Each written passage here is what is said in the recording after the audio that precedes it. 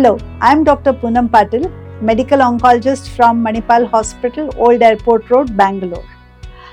Today, I'll discuss a few aspects about breast cancer. Breast cancer has got a very important and very treatable subset of endocrine responsive breast cancers, which are also known as hormone receptor positive, HER2 negative breast cancers. So there, endocrine therapy or hormone therapy is the cornerstone of therapy.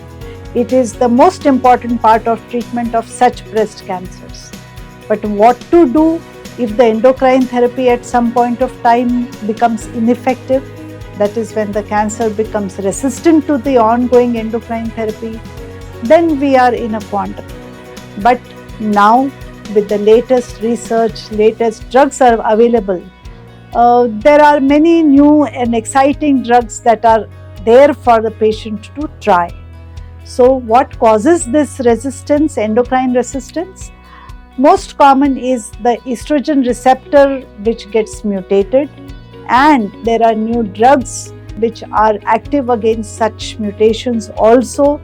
Second, the pathway through which the signals reach the nucleus, that is the PIK3 AKT mTOR pathway, that sometimes gets mutated, and because of that the cells may divide uncontrollably.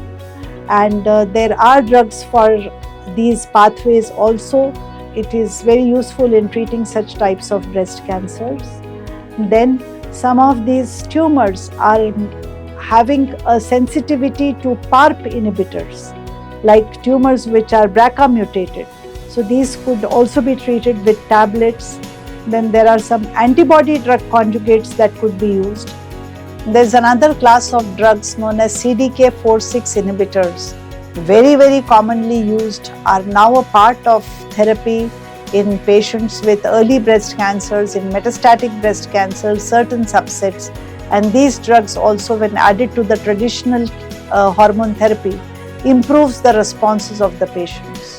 So these drugs could be used individually or they could be used as combination therapies, and again the sensitivity to the endocrine therapy could be regained by use of such drugs.